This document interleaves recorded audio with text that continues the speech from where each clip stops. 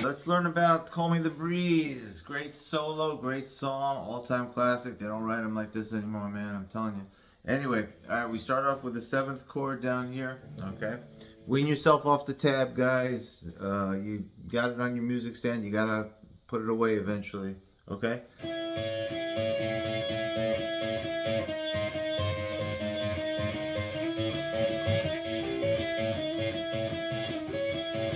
Okay, the thing with this, if you're a beginner, you're going to have a lot of trouble with the picking, all right? So let's look at that. All right, but first get the fingering. Okay, you got the, you know, the E and the C sharp here. And then you have the G, which is the 7th of the chord, okay, here. And then we're just sliding it down. Gives kind of it's kind of a diminished chord, a fully diminished chord without the root here. Don't worry about that now if you're a beginner, okay? I don't want to throw too much theory at you. But you're just sliding down and then back, okay? So listen to the record, okay? And you'll get that. That's the fingering. Start out very slowly.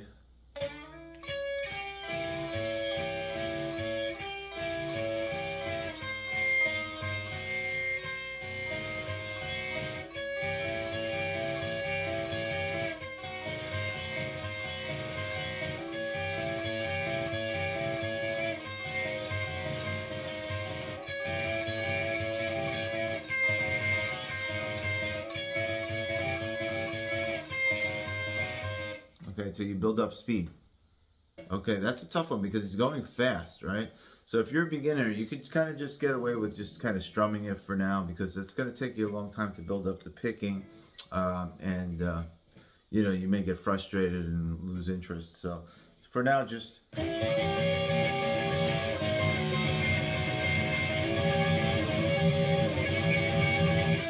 kind of just strum it for now. Next part, we got a very cool riff here. You're going to see throughout the song he incorporates the minor third and the major third, which is great because it adds so much interest and it, you know, it really is the genius of the song. So you got C as the minor third and C sharp as the major third. Okay, the song is in major, but if you're playing major, you can make it sound bluesier by using the flat third, the minor third. Anyway, okay, we go. We slide to the C sharp. Okay, let me get you that. And then we slide into another A right here. And then we bend the D from the C to D. And then down here. So that's kind of unexpected, right? And it really makes the solo so cool.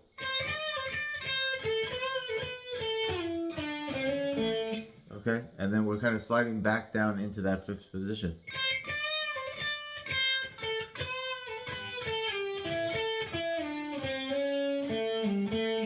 One more time.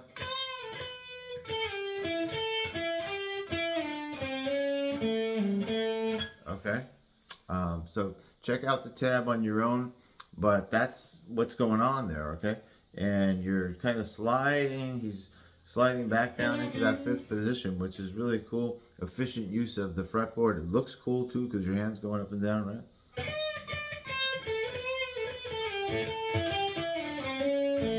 And then,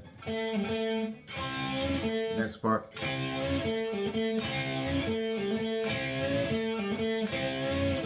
And then I think it's on the fourth time you just go, and then comes a really cool lick, one of my, probably my favorite lick in the song.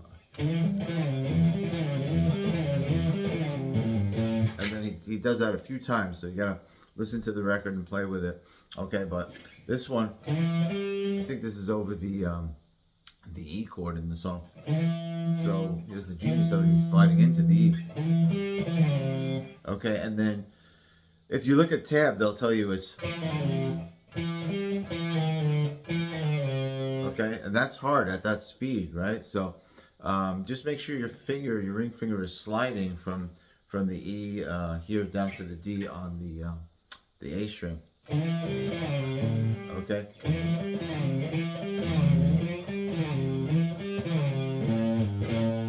Okay, and it ends. Okay. Okay, so you got that? That's a really cool lick. Okay. From the E to the G, okay, which is like an E chord, right? How cool is that? And then now we're going to do another A run. So he's jumping from here, okay? But one would really think of it as like he's starting from here, because this makes more sense. Okay, because you got the A, right? A, sliding to C sharp, major third. D, D to E. A.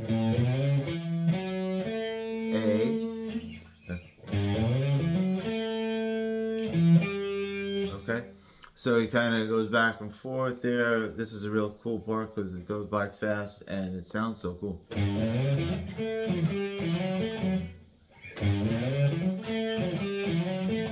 Got that?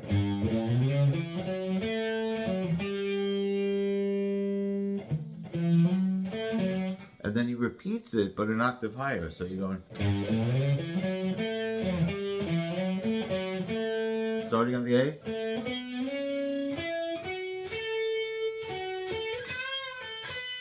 Okay, got that?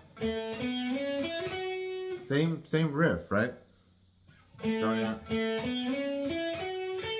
But now your A is, because the tuning, right, is a little higher. So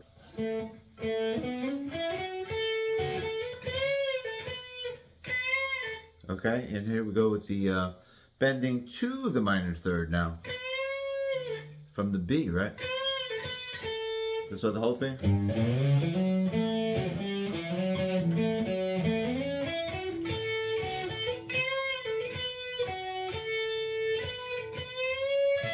Okay, classic blues bend here, but holding the E string, and I do it with my pinky here, whatever's comfortable for you, but okay, and for this part, you're gonna kind of have to get comfortable with the rhythm because he sustains this for a long time, and this is cool because you keep thinking he's gonna change. You're like, oh my God, how long is he gonna keep going with this riff, right?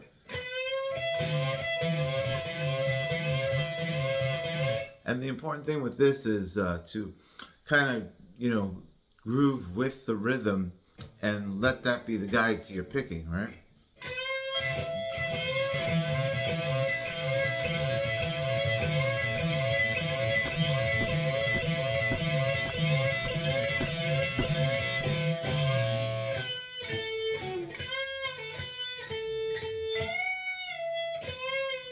You hear that surprise there? That's really cool. He's going bending over here, and then all of a sudden.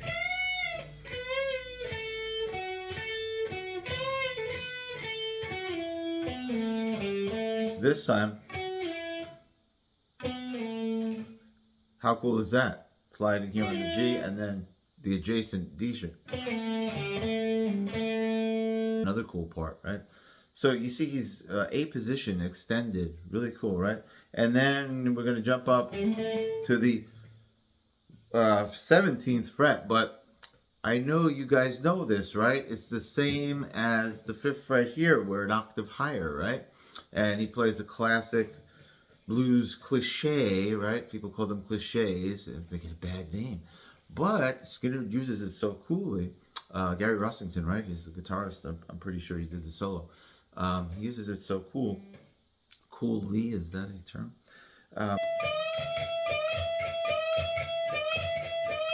And that's like over the D chord, right? He's playing that. I'm sorry, the E chord, right? And guess what? That's an E note. So for the D chord, he throws in the A, which is the fifth of D, and sounds cool, right? So he's kind of going with the changes here. And then when the the D chord comes in,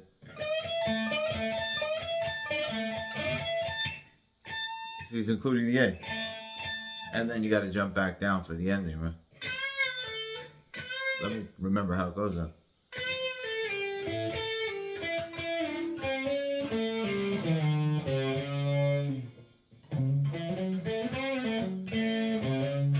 And that's the end, right? So let me take you through that part one more time.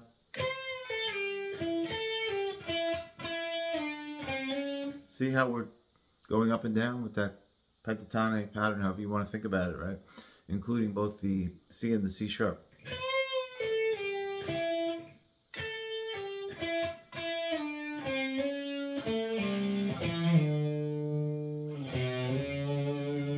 Ending on the C sharp.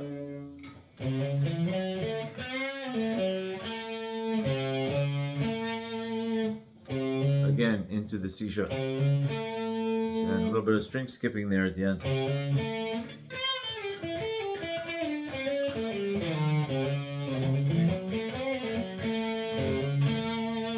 And there you have it. Okay? That's the whole solo. Another thing that I really find helpful over the years in weaning myself off the tab is singing the riff in my head, or, you know, even out loud. For instance, that last one.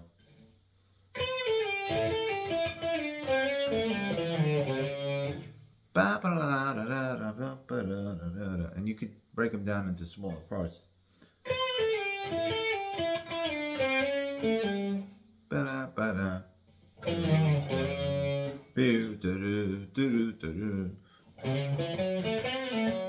Okay, you gotta get everything in your head. It's like an artist trying to paint without an idea of what they want it to look like, right?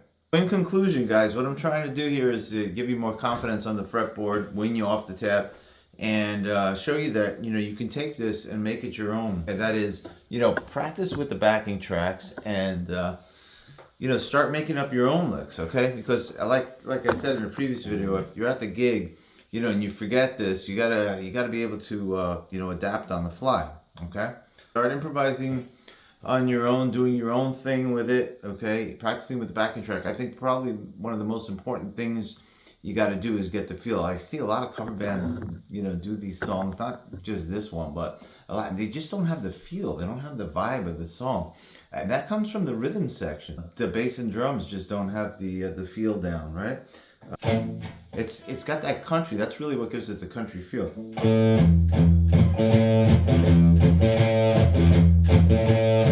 Galloping on the horse, right? That's really the bass. If you listen to the bass, you'll hear it, right?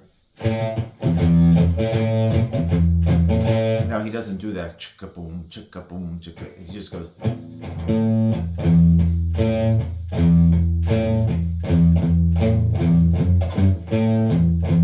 The drums are supplying the other part of the feel, right?